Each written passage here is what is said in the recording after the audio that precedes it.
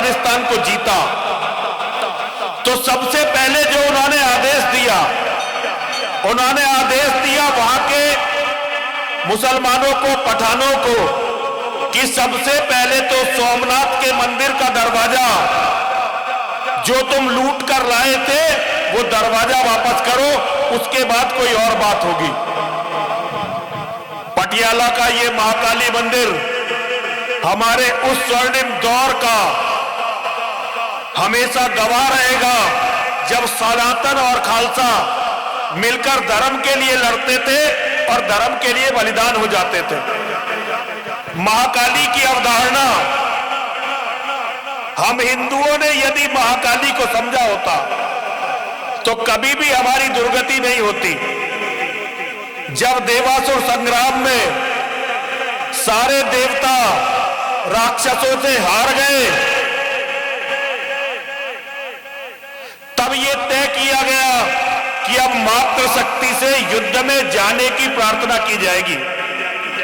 सारे देवता, देवादिदेव भगवान महादेव, शिव, श्री हरि विष्णु और ब्रह्मा जी सहित सारे देवी देवता मां की शरण में गए और मां से कहा कि हे मां, अब राक्षसों का संहार करने का कार्य आप अपने हाथ में लीजिए।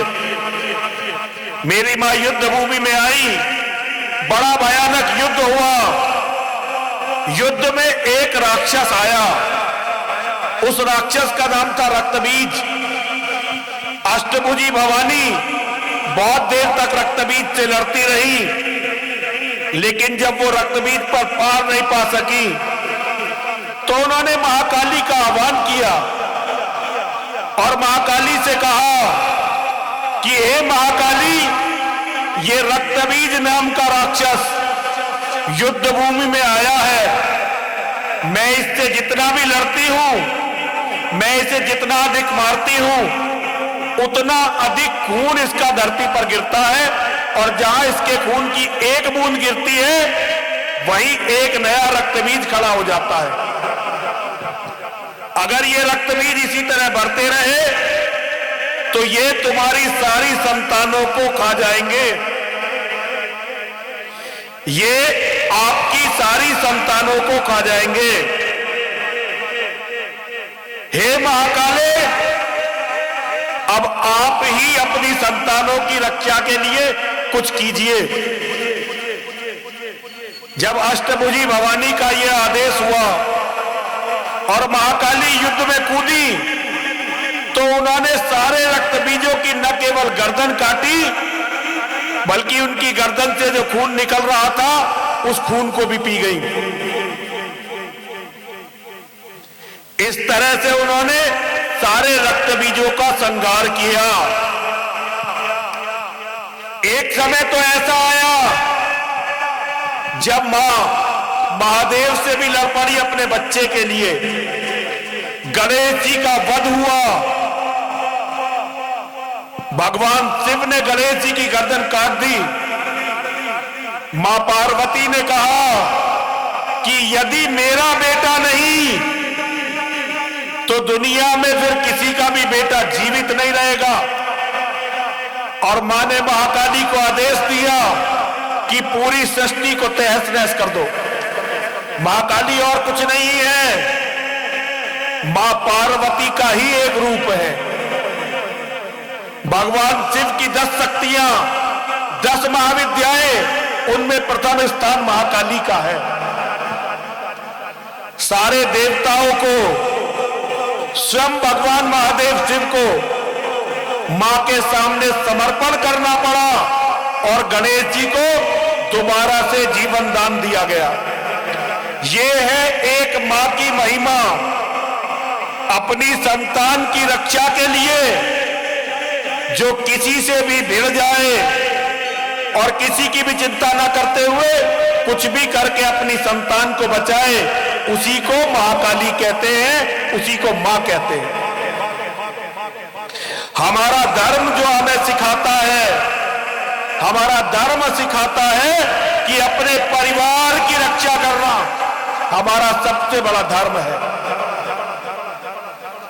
भगवान श्री हरि विष्णु जी ने जन्म लिया भगवान राम के रूप में और उन्होंने सबसे बड़ा युद्ध अपनी पत्नी के स्वाभिमान, अपनी पत्नी के सम्मान का लड़ा। अंत तक रावण से कहते रहे मेरी पत्नी को वापस कर दो, अपनी गलती की क्षमा मांग लो, मैं तुम्हें क्षमा करके चला जाऊंगा। और जब रावण ने नहीं माना तो अपनी पत्नी के सम्मान के लिए 1 लाख पूत 1.25 लाख नाती रावण के घर दिया न बाती। जिस रावण के 1 लाख भाई भतीजे और बेटे थे, 1.25 लाख जिसके पोते थे, उस रावण के वंश में दिया जलाने वाला भी नहीं छोड़ा गया था विभीषण के अलावा। ऐसे ही भगवान योगेश्वर श्री कृष्ण ने अपने परिवार की रक्षा के लिए कंस जैसे अत्याचारी का वध किया, अपने माता पिता के अपमान का बदला लिया, अपने भाइयों की हत्या का बदला लिया, अपनी बहन की हत्या का बदला लिया और पूरे जीवन अपने शत्रुओं से युद्ध किया। हमारे बाबा परशुराम जी ने, जो साक्षात श्री हरि विष्णु के सबसे उग्र अवतार थे, उन्होंने अपने पिता के अपमान का बदला लिया और अपने पिता की हत्या का प्रतिशोध लिया। हमारा धर्म सिखाता है कि जब अपने परिवार का मान सम्मान और प्रतिष्ठा खतरे में हो तो हर व्यक्ति अपनी पूरी ताकत लगाकर अपने परिवार के मान सम्मान और प्रतिष्ठा की रक्षा करे।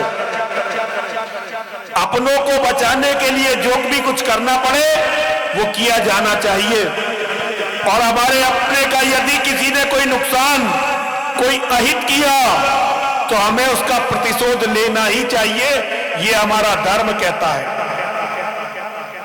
हमारा धर्म वो नहीं है जो आज हमें बताया जा रहा है, हमारा धर्म वो बिल्कुल नहीं है। हमारा धर्म महादेव का धर्म है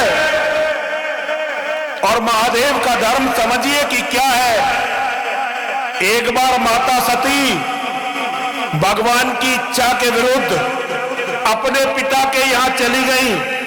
आपने माता सती की ये कहानी सभी ने सुनी होगी, ये कथा। जब माता सती अपने पिता के यहां चली गई और उन्होंने वहां अपने पति के अपमान को देखा तो उन्होंने अपने आप को हवन कुंड को समर्पित कर दिया और अपनी लीला को समाप्त कर दिया। महादेव को जब ये पता चला कि उनकी पत्नी का बलिदान हो गया, उनकी पत्नी ने अपने पिता के घर अपमान से क्रोधित होकर अपना बलिदान दे दिया, तो स्वयं महादेव ने महाकाली और वीरभद्र को माता के अपमान का प्रतिशोध लेने के लिए भेजा।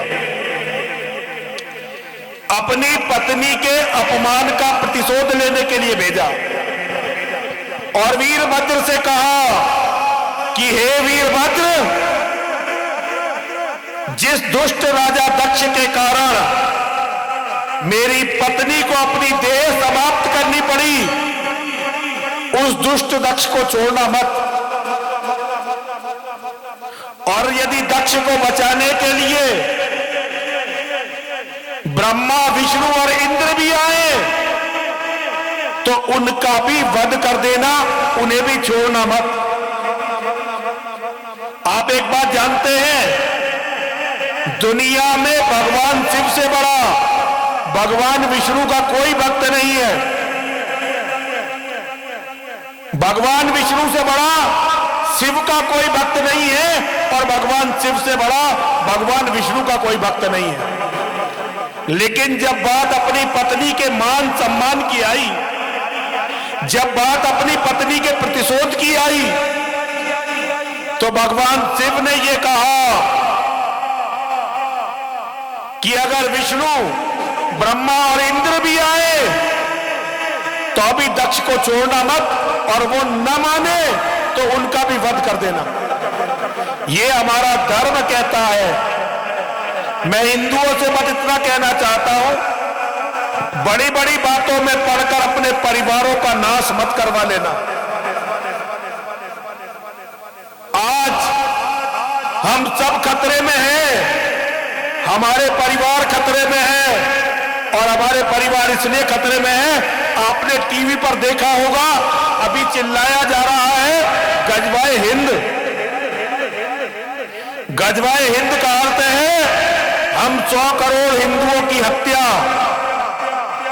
हमारी बहन बेटियों को बलात्कार करके मंडियों में बेचना और हमारे सारे मठ मंदिरों को तोड़ देना, ये गजवाए हिंद है। और आपको धर्म का क्या आदेश है? आपको धर्म का आदेश है कुछ भी करके अपने परिवार की रक्षा करिए। दुनिया इधर से उधर हो जाए, लेकिन हमारे परिवारों को कुछ नहीं होना चाहिए। ये हमें भगवान महादेव शिव ने सिखाया, ये हमें भगवान राम ने सिखाया, ये हमें भगवान कृष्ण ने सिखाया, और ये हमें भगवान परशुराम जी ने सिखाया। आप सभी लोग भगवान की मानिए, और भगवान ने जो किया उसे अपने जीवन में ग्रहण करिए। इन्हीं बातों के साथ आप सभी को बहुत बहुत आशीर्वाद, बहुत बहुत शुभकामनाएं। पवन जी को बहुत बहुत शुभकामनाएं, उनके साथियों को बहुत बहुत शुभकामनाएं। हर हर महादेव, हर हर महादेव, हर हर महादेव।